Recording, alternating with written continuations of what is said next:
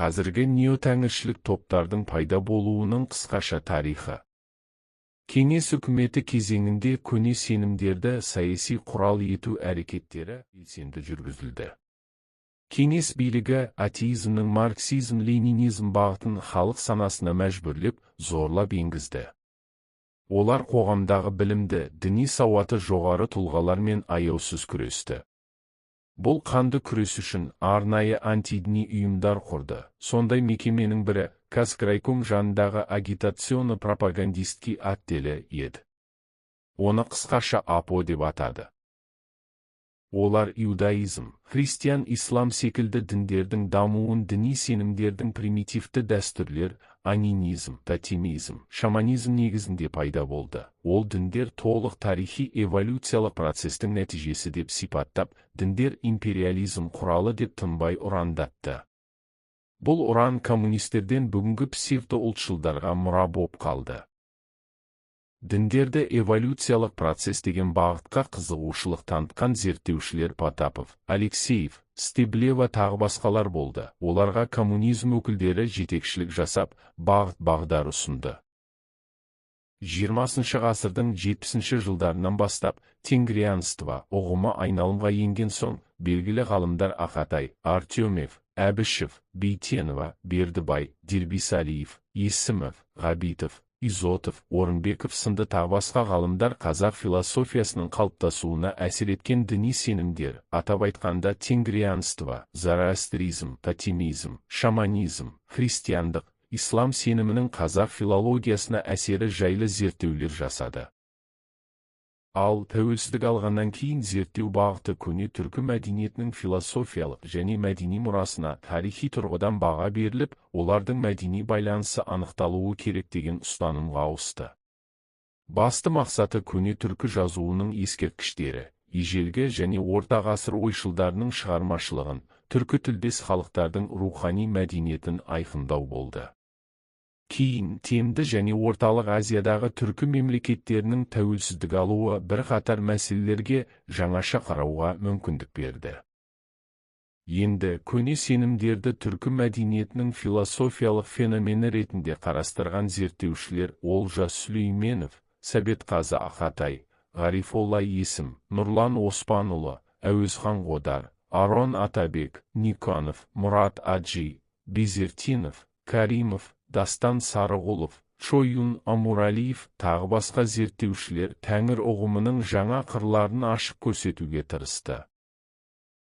Бұл зерттеушілердің ортақ пікірі бойынша тәңіршілдік қарапайым тотемизмнен бір құдайшылық сенімге қарай кезең-кезеңмен үнемі сатылап өзгеріп отырды.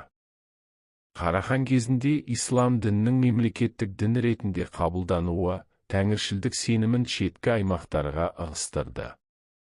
Тәңіршілдік шетке ығысып қана қоймай, белгілі бір дәрежеде деградацияға ұшырап, бірте-бірте Тунгус Маньчжур тайпаларының мәдениетімен араласып, табиғи түрде тәңіршілдік пен шамандықтың өзара әсері орын алды. Алтай және Сібір түркі халықтарының тәңір сеніміне шамандық элементтері еніп кетті. Қазір әртүрлі түрік халықтарының тұрмыс салтында кейбір элементтері ғана кездеседі деген пікір ұстанды. Яғни бұл ғалымдар қазіргі неотәңіршілдер айтып жүрген тәңіршілдік көнеден бүгінге дейін еш өзгермей жеткен деген ұстанымдарын мүлде жоққа шығарады. 2001 жылғы 11 қыркүйектегі лаңкестік әрекеттен кейін ақш халықаралық даму агенттігі Манас халықаралық әуежайын ақш-тың халықаралық әуе базасы ретінде пайдаланып, Ауғанстанды бомбалау үшін мызғымас бостандық операциясын жүзеге асырмақ еді. Осы сәтте әлемде исламофобиялық дүмпудің алғашқы кезеңі жүріп жатты. Алғашқы неотәңіршілік талас-тартыстар Қырғызстан аумағында басталды.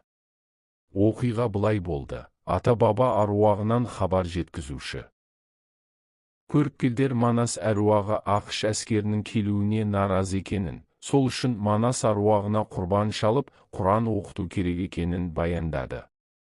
Бұл ақпарат қоғамда тез таралды. Осы кезде Манас жыры исламға дейінгі тарихи туынды екені, Манас тәңірші болған деген топтардың алғашқы легі бой көрсетіп талас-тартыс басталды. Қоғамда ислам дінінің кең тарауы, кейбір дәстүрлі емес діни бағыттарының белең алуы, әлемдік саясаттағы исламофобия салмағы, жаңа неотәңіршілдік қозғалысының тез белең алуына әсер етті. Қоғам өкілдері арасында бір-бірін қатаң айыптайтын, мұндай талас-тартысқа куә болған сыртқы күштер. Орта Азия аймағында ислам дініне қарсы тұра алатын саяси құрал тапқанына қатты қуанып, дін мен дәстүр арасында жанжал шығаруға болатынына көз жеткізді. Көп ұзамай 2003 жылы Бішкекте орыс мәдениетін қолдау орталығы «Тенгрианство, мировоззрение алтайских народов» атты үлкен ғылыми жиын өткізді. Жиынға барша елден тәңіршілдік сенімін зерттеушілер қатысып, өз пікірін айтып жатты. Осы сәтте Сарығұлов неотәңіршілдік сенімін тірілтіп, дінін құру негіздерін ұсынды. Ол былай деді: тәңіршілдікті тірілтетін 3 жол бар. Бірінші жол – барша бақсылыққа қатысты түрлі халықтарда кездесетін ортақ элементтерді біріктіру. Мысалы, қырғыздар – бақшы, қазақта – бақсы, өзгелерде – шаман. Оның құралы бурятта бупен, өзгелерде кепшік, дағара деп аталады. Бірінде жоқты екіншісінде бар белгімен біріктіру арқылы ортақ дін жасауға болады. Екінші жол. Түркі халықтарының сөздерін зерттеу арқылы көне сенімге қатысты түсініктерді анықтау. Мысалы, жер астынан жік шықты дегенде жік азғырушы атауы. Егер сөздерді оңынан солынан оқып, орап айту, қадап айту деп жаңа мағына шығарып отырған адамды көрсеңіз, онда осы тәсілді жүзеге асырып жатыр. Үшінші жол. Әлемде қазір 2 дүние танымдық көзқарас бар. Бірі ибрахимдік діндер танымы, екінші индуизм танымы. Осы 2 танымның терминдерін синкренттеп, үшінші тәңіршілдік танымын жасап шығу керек деген тәсіл. Егер сіз анау исламда жоқ, мынау исламда жоқ, анау араб сөзі, мынау қазақ сөзі, қазақ олай амандаспайды деп айтып жатқан адамды көрсеңіз, онда осы тәсілді жүзеге асыру үшін тырысып жатқан пенде екен ғой деп ойлаңыз. Осылайша неотәңіршілдік қозғалыстары пайда болды. Олардың түрлерін келесі бөлімдерде егжей-тегжейлі айтып береміз.